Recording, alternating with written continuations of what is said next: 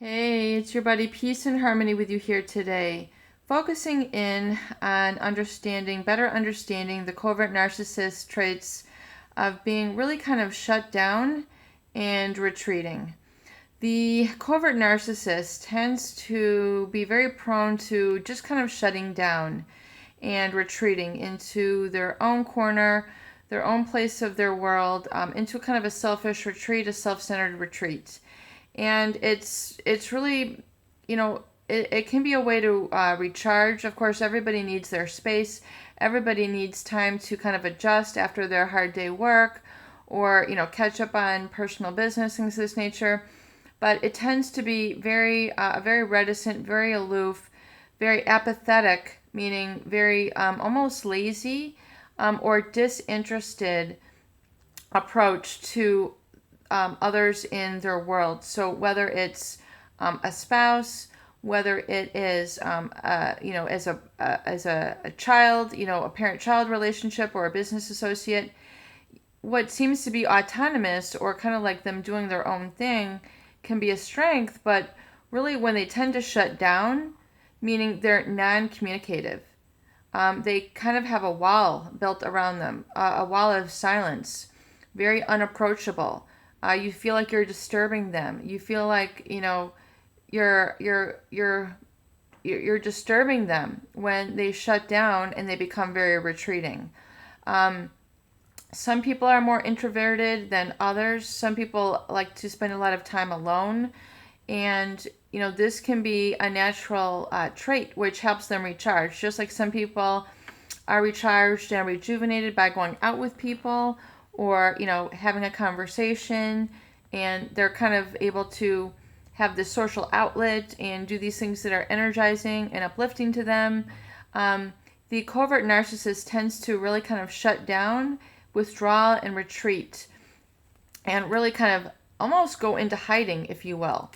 And this can be, it can be adaptive for them. It can be, just it's a part of their personality makeup and how they are. And they can be kind of stubborn in that way.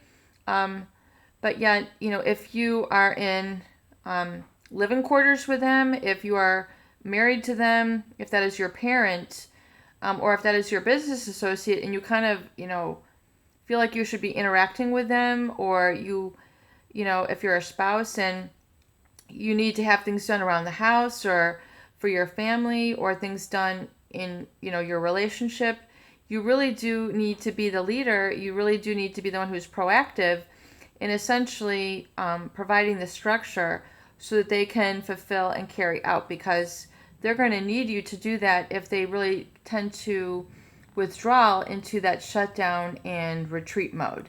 So that's going to become more pronounced, where they become either very absorbed in their own television program, their own book, their own newspaper, where they're really not providing certain communication to you, and you feel like you always have to go above and beyond just to connect with them. And so it is going to take a lot of work, and it's going to be a lot of energy for you. So if you do choose to stay with a covert narcissist, realize that it's going to require that of you to coexist. And you're going to need to develop some tools to really communicate with them and make sure that all the burden isn't on you, because it can really take a lot of energy, and it can take you away from you living your life and you pursuing your destiny if you constantly need to, seek information from them, and you almost don't have a partner. It's like they're there physically, but they're not there emotionally oftentimes. So, you really do have to kind of break through that wall of silence, of them shutting down and shutting you out, kind of that feeling of neglect, and address that. So the various tools, we've discussed on how to do that, are really subject to each person and how they're best received. Realizing that this is part of their personality, you got to let them have that if you're going to, continue to be in a relationship with them. So that's just going to be their personality traits. That's their personality dynamic. That's their personal chemistry. But if you need them to be a little bit more involved and like pull up their end of the, pull their weight, essentially, you need to make it structured so that they know where to be accountable. They know where to, what their obligations are, and what their position should be, and what they should be able to participate in, and so that you don't have to keep asking them again and again and again. So whether it's done through conversation and just letting them know your goals and your needs and making sure that those are followed up, you can do that with a certain time frame. But if you're kind of, or you can write it out. Some couples will have a list, or they'll have a big, a 6-foot whiteboard. I mean, in their, they'll get colorful markers and they'll write things down. I would definitely recommend that if you are, using something like a dry erase board, that is great.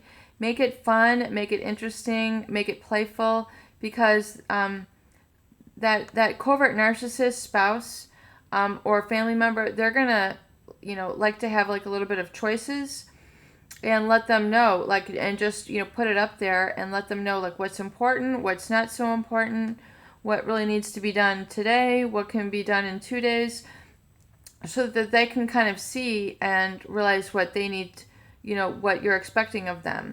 But realize that they're going to want to keep that superior sort of position. They're going to want to be self-centered. So if you put their name by it, you give them authority over it, you give them ownership over it, they're going to be more likely to follow through successfully and without complaint and without argument, if you try to make it seem like it's what you want for them to do. You have to have them take ownership of it themselves and realize that it's to further their own position and their own enjoyment and their own betterment, and it makes them look better if they can do this, this, and this. So again, realize that the covert narcissist is not about giving and receiving, they're really about receiving. So if it can heighten their position or their status in the family, or make them out to be a better person, then that is going to be something for you to kind of work into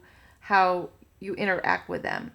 So, there's also some people who the covert narcissist is so extreme, they're so shut down, and they're so withdrawn, and they retreat so much to the point where it's just they're like a log. I mean, I don't want to say they're good for nothing, but it takes so much to interact with them, and it takes so much constant